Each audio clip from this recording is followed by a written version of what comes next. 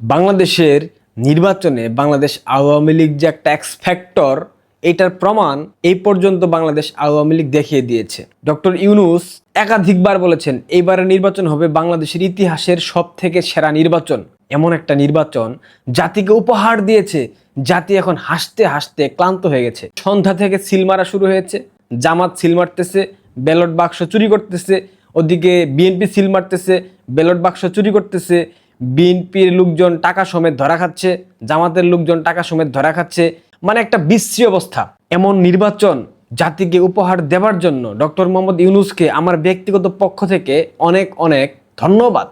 একজন নারীর ভিডিও দেখতেছিলাম, উনি আমার মার বয়সী হবেন। উনি ভিডিওতে বারবার বলার চেষ্টা করছিলেন, সৃষ্টিকর্তার কাছে আমি প্রার্থনা করি যাতে করে বাংলাদেশের কোনো নারী ডক্টর ইউনূস এবং সেনাপ্রধান ওয়াকারের মতো সন্তান গর্ভে ধারণ না করে। কারণ এই দুইটা ব্যক্তি বাংলাদেশের একটা প্রজন্মের ভবিষ্যৎ ধ্বংস করে দিল, বাংলাদেশের সার্বিক কাঠামোকে একদম বিপর্যস্ত করে দিল, গোলামির চুক্তির মধ্য দিয়ে বাংলাদেশকে বিদেশিদের হাতে তুলে দিল, যার কারণে 18 কোটি বাঙালিকে এই ফল ভোগ করতে হবে দীর্ঘমেয়াদী।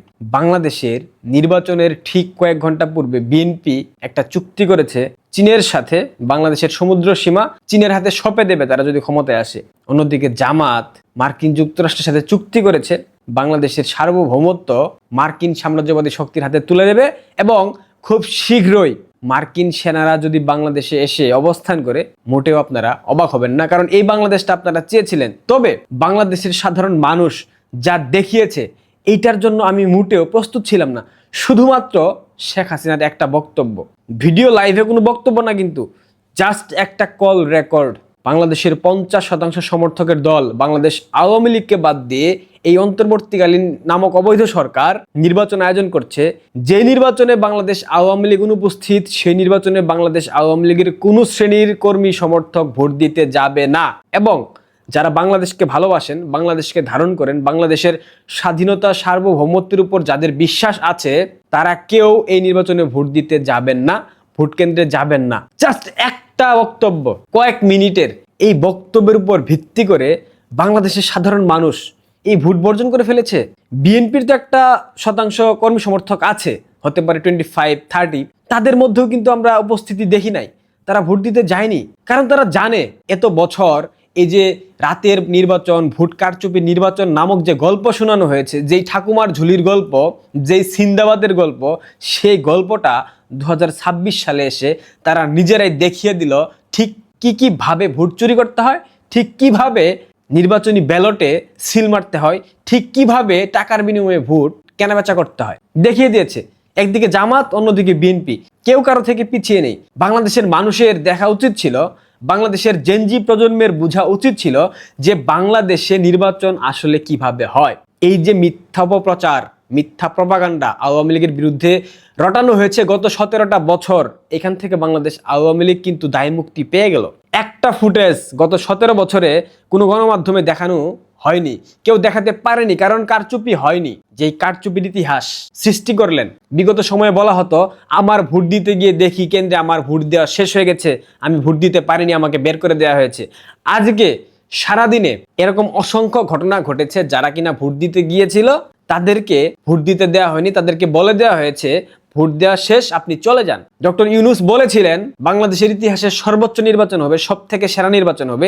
সেই নির্বাচন যে কতটা জালিয়াতির নির্বাচন, সেই নির্বাচন কতটা কারচুপির নির্বাচন, এই ইতিহাসগুলা ভবিষ্যৎ প্রজন্ম যেন দেখতে পারে, সেই জন্য আমরা এই নথিগুলা ইউটিউবে, ফেসবুকে রেখে গেলাম। আমাদের ভবিষ্যৎ প্রজন্ম এগুলা দেখবে আর বলবে কাকে আমরা স্বৈরাচার বলে দেশ থেকে তাড়িয়ে দিয়েছিলাম, আর কাকে আমরা আন্তর্জাতিক খেলোয়াড় বলে বাংলাদেশে ঢুকিয়েছিলাম, ক্ষমতার মসনদে বসিয়েছিলাম বাংলাদেশটাকে ঠিকঠাক করবার জন্য। কিন্তু আমরা ধোঁকা খেয়েছি, আমরা ঠকে গিয়েছি, এবং ঠকে যাওয়ার পর আমাদের সাথে কি ধরনের প্রতারণা করা হয়েছে, আসেন ভিডিওগুলো দেখি। দিতে গেছে, আমার ভোট অন্যজনে দিয়ে দিচ্ছে। ভোট দেওয়া হয়ে গেছে, 37 নম্বর ভোট দেওয়া হয়ে গেছে। প্রশ্ন হলো 37 নম্বর ভোট দেওয়া হবে কিভাবে, কে দেবে, আর সেটা তো অবশ্যই তদন্ত হওয়ার দরকার। ভোট কেন্দ্রে গেলাম, আমার বলতেছে যে আমার ভোট হয়ে গেছে, আমি তো স্যার ভোট দিই নাই। ভোট কেন্দ্রে ঢোকার পরে আপনার এই ব্লাড টেবিলে গেছে, টেবিলে যাওয়ার পরে স্লিপ মিলানোর পরে আপনার ভোট হয়ে গেছে। কি বলছে? বলতেছে যারা ভোট করতে লিস্ট করতেছে আর কি। দিতে আমার ভোট আরেকজনের দেয়া লাগছে। এইরকম প্রায় 100-র উপরে ফুটেজ আমার কাছে আছে যারা ভোট দিতে গিয়ে ভোট দিতে পারেনি। তাহলে কিভাবে এটা বাংলাদেশের ইতিহাসের সব থেকে সেরা নির্বাচন হলো? ডক্টর ইউনূস কিভাবে বলতেছে এটা বাংলাদেশের ইতিহাসের সব থেকে সেরা নির্বাচন? সেনাপ্রধান জেনারেল ওয়াকারুজ্জামান কিভাবে বলতেছে এটা নিরপেক্ষ সুষ্ঠু নির্বাচন? এই দিনটার অপেক্ষায় ছিলাম, একটা সুষ্ঠু নির্বাচন। আজকে আলহামদুলিল্লাহ সেই নির্বাচন হতে যাচ্ছে। সকাল থেকেই সারা দেশে অত্যন্ত শান্তিপূর্ণ অবস্থা বিরাজ করছে এবং ভোটের একটা অনুকূল পরিবেশ বিরাজ করছে। একাধিক কেন্দ্রে ঝামেলা হয়েছে, ব্যালট বাক্স নিয়ে দৌড় দিয়েছে, অসংখ্য উদাহরণ আছে। কয়টা বলবো আপনাদেরকে? আপনারা নিশ্চয়ই গণমাধ্যমে দেখছেন। শুধুমাত্র সোশ্যাল মিডিয়াতে ভাইরাল হচ্ছে ব্যাপারগুলো ওই রকম না, বাংলাদেশের প্রথম সারির একাধিক গণমাধ্যমে ব্যাপারগুলো আসতেছে, কারণ আসতে বাধ্য। কিন্তু আমরা দেখলাম বেলা 11টা পর্যন্ত 32,000 কেন্দ্রে মোট ভোট পড়েছে 14.96%। ইলেকশন কমিশনের বার্তা এটা। কিন্তু হঠাৎ করে বেলা 12টার দিকে সেটা 32% হয়ে গেল। মানে এত দ্রুত কিভাবে লাফ দিল? চুরি করবেন একটু রয়েস হয়ে চুরি করেন, একটু ধীরে সুস্থে চুরি করেন। বেলা 11টায় যেখানে 14%, বেলা 12টায় 1 ঘন্টার ব্যবধানে সেটা কিভাবে 32% উপনীত হয় এটা আমার মাথায় আসছে না। বাংলাদেশের একাধিক গণমাধ্যমের কর্মীর সাথে কথা বলে জানতে পেরেছি, গণমাধ্যমকে বলা হচ্ছে সরকারের পক্ষ থেকে যে ভোটের পার্সেন্টেজ অন্তত পক্ষে 40 থেকে 50% দেখাতে হবে, এটা সন্ধ্যার মধ্যে ক্রমান্বয়ে বাড়াতে হবে।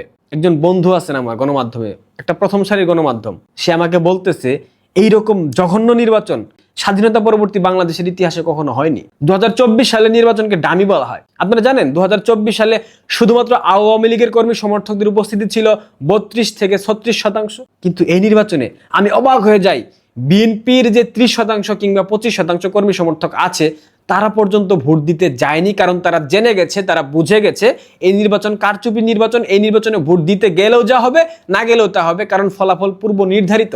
এমন নির্বাচন জেনজি প্রজন্ম তোমরা চেয়েছিলে? এমন নির্বাচন বাংলাদেশের সাধারণ ছাত্র জনতা যাদেরকে বলা হয় আপনারা চেয়েছিলেন? এমন বাংলাদেশ আপনারা প্রত্যাশা করেছিলেন? ডক্টর মোহাম্মদ ইউনূস আপনাদেরকে এমন বাংলাদেশ উপহার দিয়ে গেল। আপনারা আজীবন মনে রাখবেন এই ব্যক্তিটা বাংলাদেশে এসে বাংলাদেশটা কিভাবে ধ্বংস করে গেল, বাংলাদেশের গণতন্ত্রকে কিভাবে পায়ের নিচে পিষ্ট করে গেল। এটা দেখার জন্য হলো ডক্টর ইউনূসের ক্ষমতায় আসার প্রয়োজন ছিল। আর বাকি যেই অংশটুকু আছে সেটা দেখবার জন্য বিএনপিকে আপনারা ক্ষমতায় নিয়ে আসেন। এরপর দেখবেন বাংলাদেশের অর্থনীতিকে কিভাবে বিকলাঙ্গ করতে হয়, এটা জামাত এবং বিএনপি বুঝিয়ে দেবে। আপনারা বঙ্গবন্ধু কন্যার আহ্বানে সাড়া দিয়ে যেই ইতিহাস সৃষ্টি করেছেন, আপনারা যেভাবে ভোট বর্জন করেছেন, এটা নিতান্তই অবাক হবার মতো। আমি ব্যক্তিগতভাবে অনেক অবাক হয়েছি যে আপনারা ইতিহাস সৃষ্টি করেছেন।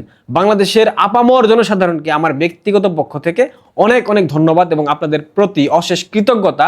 আপনারা আদর্শের প্রতি অবিচল থেকেছেন। আপনারা বাংলাদেশের স্বাধীনতা সার্বভৌমত্ব নিয়ে ভাবেন, চিন্তা করেন। আমি ভাবতাম বাংলাদেশের মানুষ মূর্খ, কিন্তু গণমাধ্যম এবং সোশ্যাল মিডিয়ার বদৌলতে বাংলাদেশের মানুষ যে শিক্ষিত হয়েছে, বাংলাদেশের মানুষ যে গোলামির চুক্তি সম্পর্কে জেনে গেছে, বাংলাদেশের মানুষ যে ডক্টর ইউনূসের অভিপ্রায় সম্পর্কে বুঝে গেছে, এটার জন্য বাংলাদেশের মানুষকে অন্তরের অন্তঃস্থল থেকে ধন্যবাদ। সবাই ভালো থাকবেন, পারলে শেয়ার করে দিবেন। ধন্যবাদ।